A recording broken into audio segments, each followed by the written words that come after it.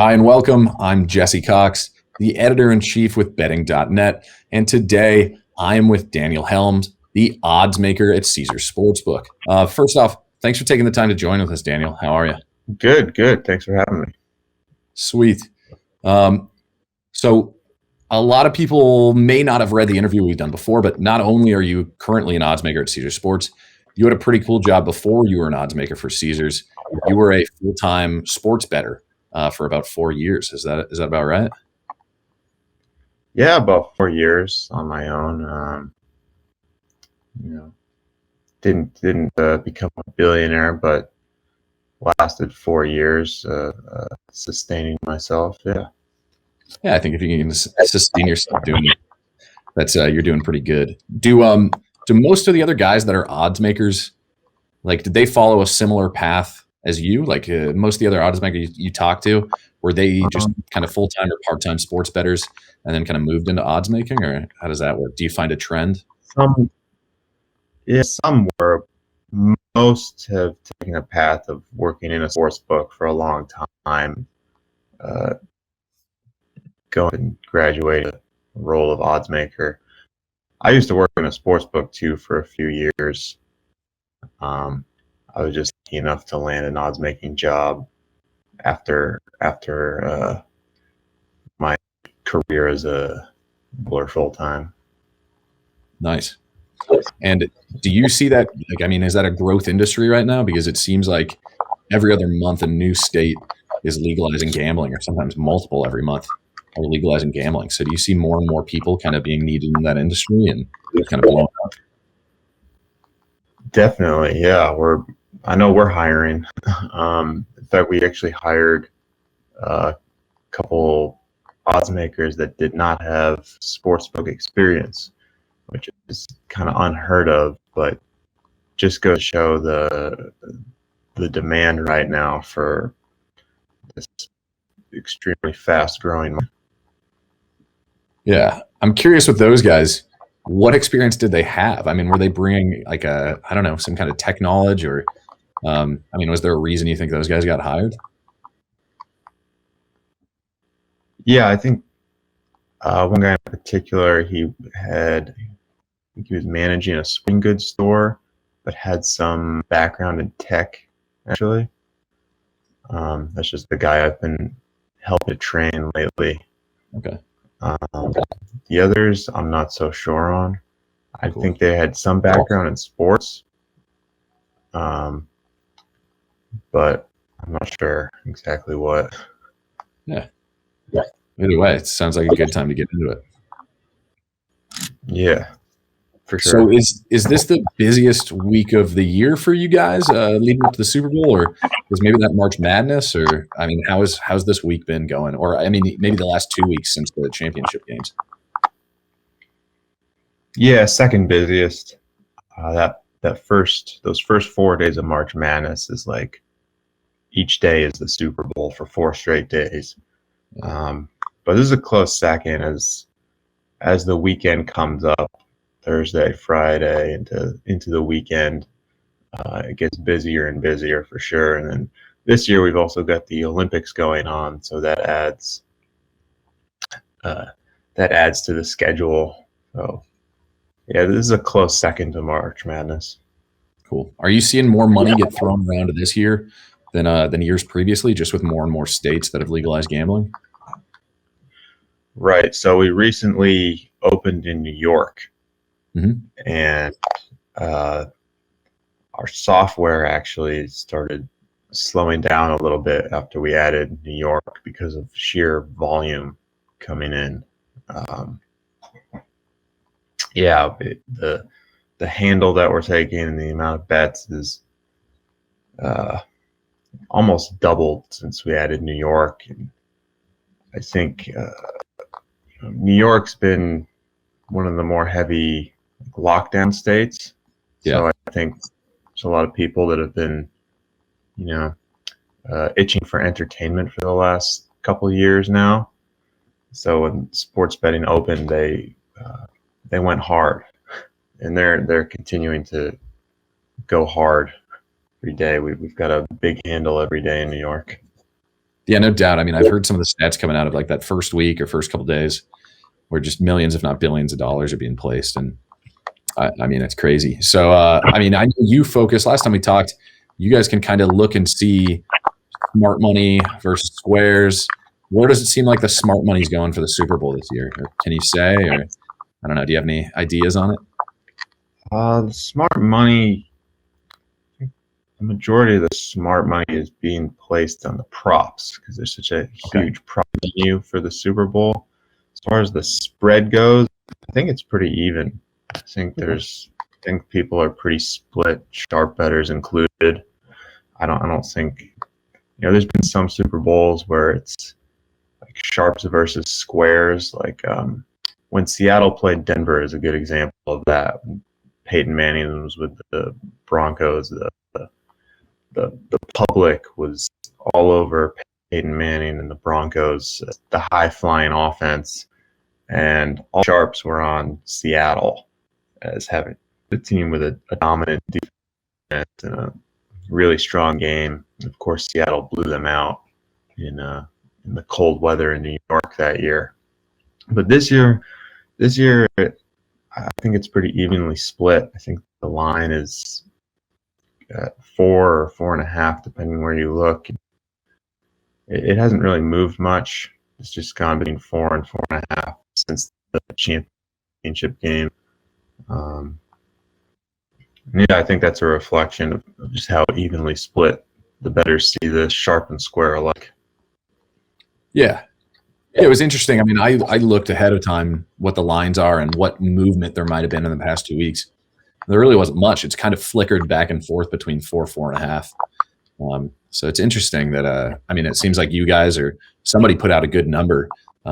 Seems to be where everybody thinks it's going to be. So what, do you have any pick? I mean, if you were going to put money down on this game, are you leaning towards, Rams -4 or Bengals even to win in an upset?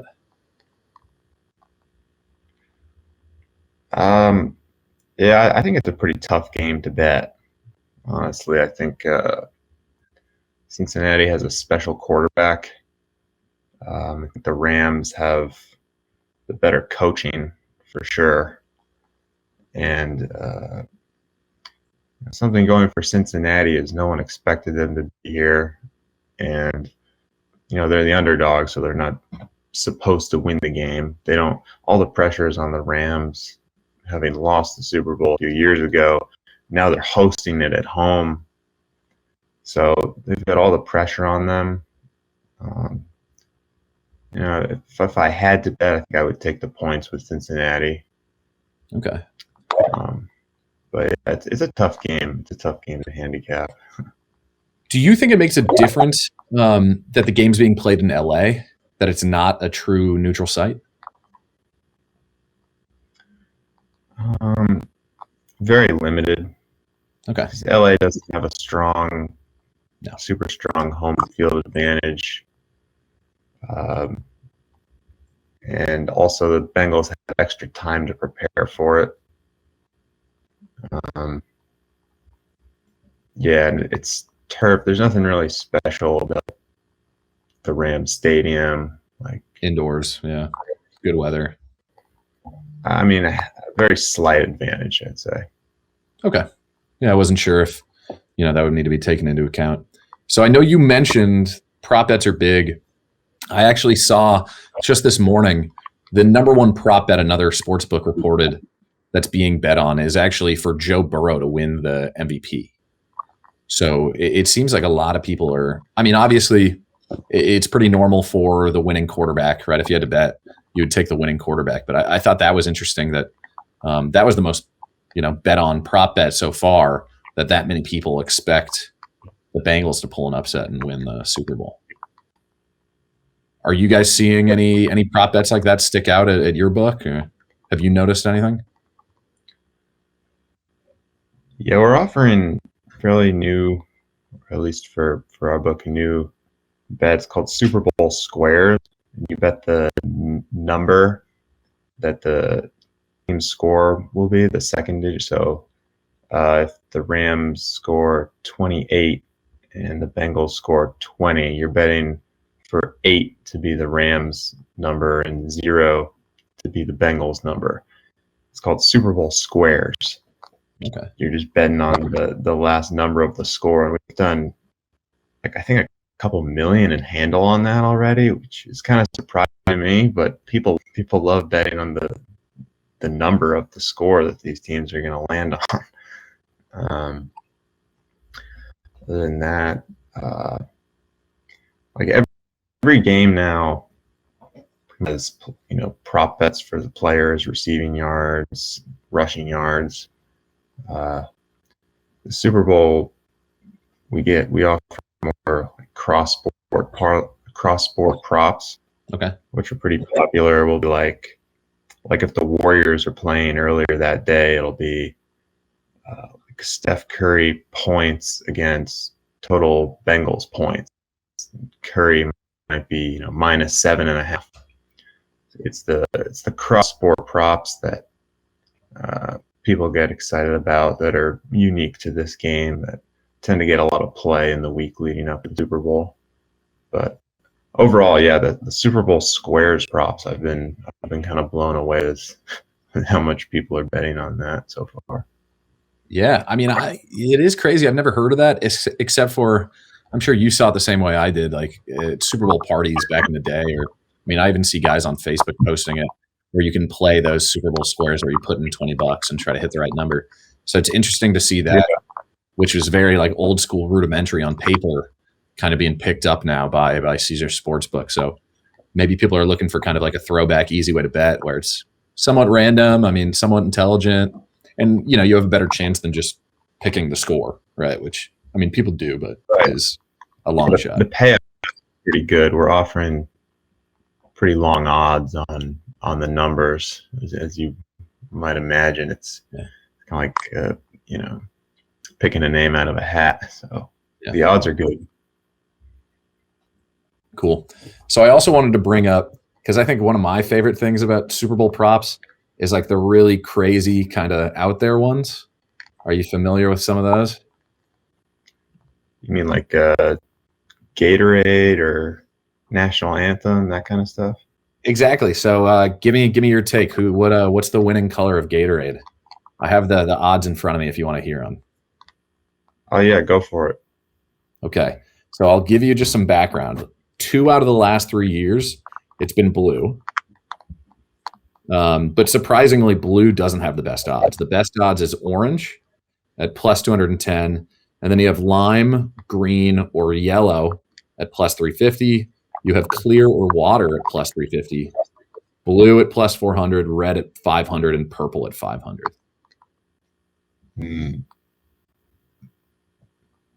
Interesting. I think as the game gets closer, usually somewhere information kind of leaks from someone about the color, and you'll see those odds radically shift in the favor of a couple colors, and 99 times out of 100 it's going to win as you get closer to game on that. Yeah. So you can probably bet, the most you could probably bet to win is maybe like a 500, or maybe one book's being ambitious and letting you to bet to win 1,000 on those. But as the game gets closer, if you're looking to bet that, I would say follow the money. Okay. And the favorite's usually almost always gonna pay out on that.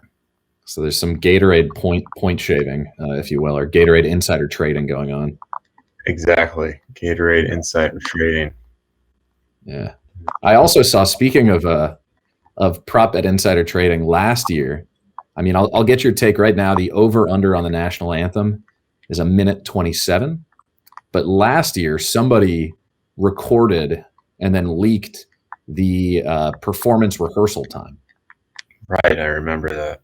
Yeah, and so everybody went real hard on whatever it was. I don't remember if it was the over or under, but it ended up being dead on to what the rehearsal was. So, I mean, I'll tell people, if you're planning on betting that, that's probably the smart thing to do too, is wait for the rehearsal. But we're looking at 1:27 right now, and Mickey Guyton singing the national anthem, and I found a performance of her that got clocked in at 1:25, so 2 seconds under. So they're probably adding those 2 seconds, thinking it's the Super Bowl. I want to hold those notes a little longer with the lights, the cameras, the big Got stage. embellished a little. Yeah. Yeah, it makes sense to I think it makes sense to lean over on that anthem as the singers kind of get caught up in the moment. Okay. So then the next one is total aircraft in the flyover, over or under 4.5. Last year you had a flying V of 3. And now they put it at 4.5. Put it at 4.5. Yeah. Because I feel like you're not going to go 4, right? It's either going to be 3 or 5. Right. Well, that was 3, and we're always trying to outdo each other, right? Year after year. Last year was also kind of a COVID year too, you know? Yeah, no, there was only like stadium? 20%. Yeah, luckily it was in Florida. There's no rules there, so. Right. Now we've got it in LA, Hollywood. You got to be leaning over there too, right? Yeah, I mean, I said to take the over. It was my advice. So yeah, I would agree with that. Just give me your straight thoughts. Obviously, coin toss is a big prop bet. You going heads or tails? I go heads every time. That's what heads every time. Matthew Slater called to win the coin toss for the Patriots in overtime against the Chiefs in the AFC title game a few years ago. I have fond memories of that game, so I'm going with heads. Heads every time. Okay. Heads every time. This one I thought was really interesting. Will any scoring drive take less time than the national anthem? That's an interesting one. You know, the Rams like to go deep. Yeah, I mean the Bengals too. Yeah. Yeah, Bengals, and like every time I watch the Rams, they're airing it out at least a few times. So that's interesting. What odds do you see on that? Yeah, so yes is minus 250 and no is plus 185. The yes is minus 250. Yeah. Yeah, I think that makes sense, especially the end of halves. The game's not close late. Yeah. Even no matter what, the team at the end of the first half is going to try to put up points before half, and all they need is a field goal to win that prop. So 250. If you're laying 250, that might be a little steep, but certainly that side is deserving to be the favorite. Yeah, I said you never know with turnovers either, right? All it takes is somebody fumbling at the 30-yard line or something, And Yep. You fumble in your own territory, and they're already in field goal position. Yeah. So you're leaning yes on that one, although the odds aren't great, obviously. Yeah, odds not great, but given the odds, I'd probably pass. But if I had to bet it, I think I'd hold my nose and lay the juice. Okay. So this next one harkens back to the Philly special. Will a non-quarterback throw a touchdown? Well, we had Odell Beckham throwing a pass for the Rams against the Cardinals in the playoffs already. For the Bengals, it's tougher to see. Given their quarterback is Joe Burrow, and he's the guy there. And I think the Bengals have a little less offensive ingenuity than the Rams do. So for a touchdown pass, the odds are probably pretty good, right? Yeah, you're getting plus 375 for yes and minus 600 for no. So again, we're looking long odds if you're playing it safe. Yeah. It's well, I say this now, and the Bengals will probably have some crazy trick play, but given that the Bengals are pretty long shots to make that happen, it's it's tough. I think I'd want a little better than plus 375 if I'm going to play the on that. Yeah, fair enough. All right. We'll move on to halftime here. A great halftime show. You got, I think 4 or 5 different people performing. You got Mary J. Blige, Kendrick Lamar, Snoop Dogg, Dr. Dre, and Eminem.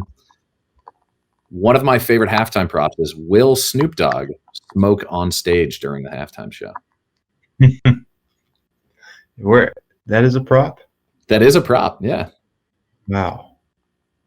Is it or what online book is that? Am I allowed to say? I don't want to upset Caesar's Sports here. That was that was a Bovada. So if you're looking to bet on whether or not Snoop Dogg will smoke on stage, you can head to Bovada. Yeah, and so that one is a yes at plus 190, no minus 260. That's another one where you got to dig for that insider marijuana trading. Yeah. Maybe get in contact with a groupie and see what the plan is. True. I'm pretty sure Snoop might have I remember seeing this years ago that like Snoop Dogg was actually advertising for a joint roller, like someone to be his marijuana sommelier, if you will. So I feel like if you could get in touch with that guy, that would be your insider knowledge for sure.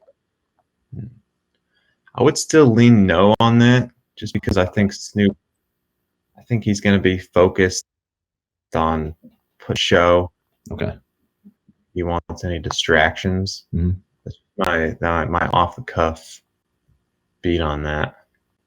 Fair enough. But I'm sure he'll have enough time in the green room ahead of time.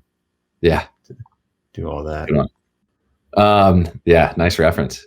So another great one that I liked was, will any of Eminem's performance be censored? I mean, Eminem, I don't think he has any songs really that don't have some kind of cuss word in it. So, I mean, do you think he's going to censor himself, or do you think we're going to get some beeps in the halftime show?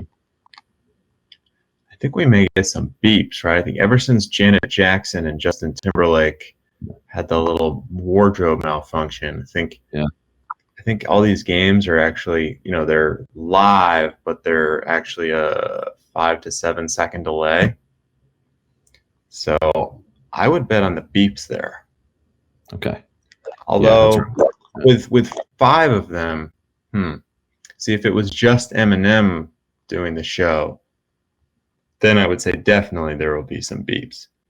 But with 4 or 5 performers, maybe they've structured it so his lyrics are kind of carefully picked out. Yeah. But still with Eminem, I think you got to lean to the yes on the beeps. 100% agree. Yeah. I think it's going to be tough to put Eminem on stage and not have something bleeped out. Right. But we'll move on to post game here. So who's the Super Bowl MVP going to mention first in his speech? And from best to worst odds, we have teammates, God/Jesus, the city, family, coach, owner, and then there's also none of the above. So if the Bengals win and Burrow's the MVP, I think it's a good bet he's going to make his teammates the first reference. Okay. That seems to be the kind of guy he is. On the other side, if it's the Rams, Stafford would be the likely MVP. I think he would might be teammates, but it might be family. His wife had brain cancer that she went through a couple of years ago. So he might mention family, but I'd say teammates is a good favorite there. I was thinking too, I mean, he might be thanking the coach or owner that brought him out of Detroit, That's true. Yeah, if there was a time for a player to mention coach or owner, it might be Stafford. But I feel like you're kind of supposed to mention your teammates first. True. I think the quarterbacks is the leaders of the team. I think they're cognizant of that. I think teammates is a good play there either way. Okay.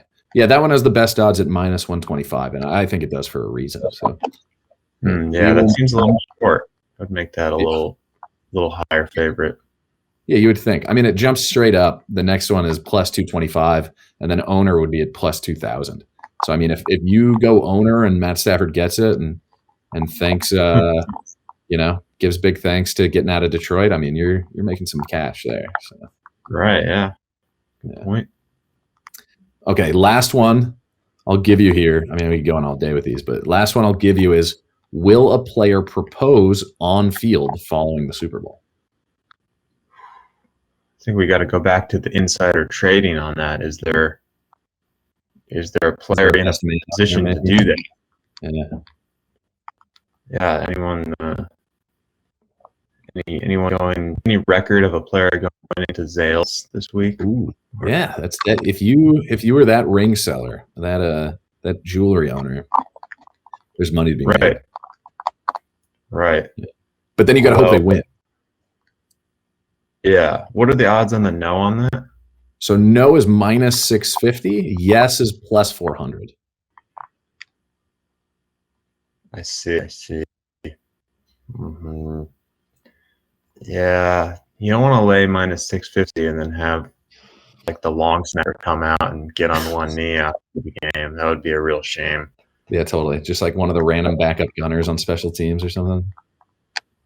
Yeah. Hey, if you can find a player, dig into these guys' social media and find a player who's maybe in that position, maybe 4-1 or so, you can get a good price on that.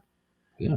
Otherwise, I tend to think these guys are too locked in to the biggest game of their lives to be planning that as well. But you never know. Yeah, I did some research and I saw that there was an on-field proposal. This was the last one I could find. Maybe there had been more, but last one I could find was during Super Bowl 46. So we're due. We're due for another on-field proposal. But it also comes down to, maybe you plan on doing it, you buy the ring, whatever, and then your team loses. I mean, you're not going to propose on-field after a loss in the Super Bowl, right? Yeah. Right. No. Yeah, it would have to be aligned with the player that's in position to do so, and they win the game. Yeah, good point. Yeah. No one's going to be celebrating. No, that could be a little weird. Yeah.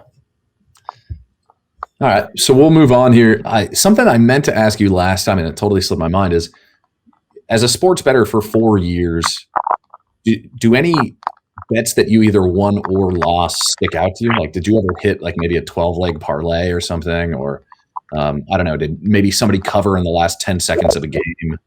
And does any or maybe multiple of them stick out to you? Yeah, several. I'll mention a couple. So when Lamar Jackson won the Heisman Trophy for Louisville, I was fortunate enough to hit that. Do you remember the odds? Oh yes, he was 100-1. Nice. So it was nice. It was.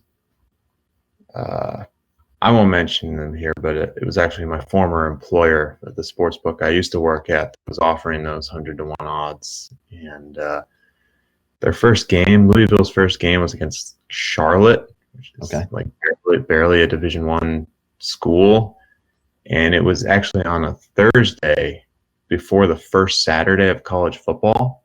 Okay. So the Heisman odds were still out as that game was going on. And I think he had either 6 or 8 touchdowns that game.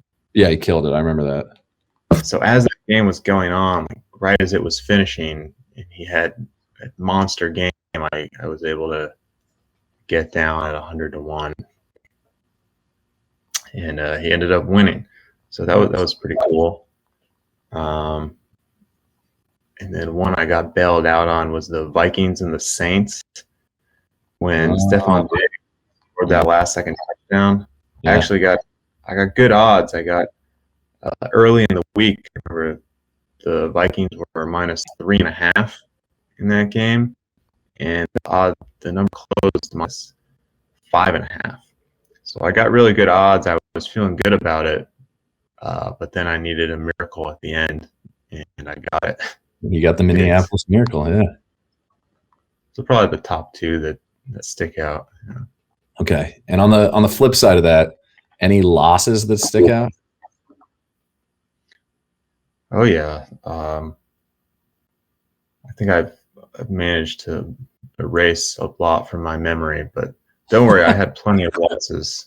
Plenty of losses. I remember there was one game where the Spurs were playing. I want to say the Knicks. Okay. And the Spurs were like big number, like they were big favorites with when they were still really good. And I think they were minus like 12 and a half or something. So I was obviously expecting a blowout. And they were up by 12, or they were up by 13. And the Knicks were at the free throw line in the seconds. And he missed the Knicks player, I forget who was at the line, but he missed the second free throw. And the ref called a lane violation. This was 3 or 4 seconds left. Yeah. The ref calls a lane. Pointless. Like, it's not going to make a difference. Yeah. Yeah. And he gets to go back and shoot another free throw to lose by 12 instead of 13. And I lose my bet. I've had that happen where it was the Nuggets and the Kings. And I bet the under. It was a big number. This was like 4 or 5 years ago, and it was like the number was close to 230. I bet the under, and the game was out of reach at the end, but the Kings felt the need to. At first, it looked like it was too late. Like they just kept trying to foul, and it looked like the clock had hit triple zeros. And then the referees went back. And they looked at it, they reviewed it, and they determined to put 0.1 seconds left on the clock to let 2 more free throws come in, and the total ended like 231, 232, and I lost. Jeez. So what you're saying is, yeah, go ahead. Bad beats, but those are a couple that stick out. Yeah. So what you're saying is the refs are still point shaving. Is there were some refs that had the over. And they had him covering in that. Yeah, you like to think no, but hey, you never really know what's going on. Yeah. So we already talked a bit about the effect of legalization and just how much. I mean, you said it even slowed down your guys' servers. It blew up so much in New York. Are you seeing any other changes? I know for me, it's crazy. Just maybe in the last 3 years, it went from every sports league resisting sports betting to now you watch any league and it's, I see points bets ads for every NBA game, or I see, win Terry's money on the NFL. It's kind of crazy how much it's done a 180, I feel like, in the past, I don't know, 2 or 3 years. Yeah, absolutely. It's resembling what European soccer has had for a while, where they've got advertisements all around the field. And like I was watching the Vegas Golden Knights play. This started 2 years ago, I think, where they started having sports books on the boards, I think, as part of their advertisements. Yeah, it's pretty wild how a lot of states are, well, all the leagues now are full force ahead with this stuff, and then there's still some states that have it outlawed completely. So it's an interesting dichotomy. But even, like if Texas doesn't have it, sports betting, but there'll be games going on in Texas, and the leagues are still going to advertise during the Cowboys game. So it's definitely here to stay, and it seems like a matter of time before every state has it, or almost every state. Yeah, in one form or another. I mean, there's so much revenue to be had, and I think people are going to do it one way or another, right? I mean, I'm from California, and people more than often would go to Vegas to bet, right? I mean, it's not really stopping anybody who wants to do it. It's just stopping the states from making tax money off of it. So, yeah, I think you're right that it's only a matter of time. Yeah, these states see how much money they're losing out on. There's going to be people, hey, it's all there for the taking. What are we waiting for? Yeah. All right. So last couple questions here. Big one. What are your Super Bowl plans for this Sunday? Are you working or are you I will be special? working. Okay. Yeah. So you'll be taking everybody's money from them is what you'll be doing this Sunday, right? Or maybe making people happy on Super Bowl Sunday, giving money to them. Yeah, just crossing my fingers that all of our software holds up with the amount of volume that'll be coming in. Yeah, I mean, it should be a crazy day for you guys. I can only imagine. Yeah, I think I go in a couple hours, game starts, so I'll have a couple hours of chaos, and then the game starts, and it's pretty relaxing. There's, there might be a couple college basketball games going on at the same time, but all the other sports obviously know that the Super Bowl is going on. They don't want to schedule much. So once the game starts, it's pretty relaxing, and then after the game, there's some chaos again. A lot of things need to get graded, and customer support is calling us, and all kinds of stuff going on. Yeah, so you won't even be able to relax afterwards. Then it'll take a solid 24 hours or something for it all to wind down. Yeah, really like a good week for really? all the. Well, most of it will calm down within 24 hours, but then you'll get customers calling in asking about their prop bets and why it didn't win. You get a lot of novice bettors coming in for the Super Bowl, so they kind of easily get confused and they want answers as to why their bet lost or why this didn't win, and so on and so forth. So there's a lot of dialogue, a lot of back and forth dialogue between us and customer support and sportsbook managers the following days afterwards.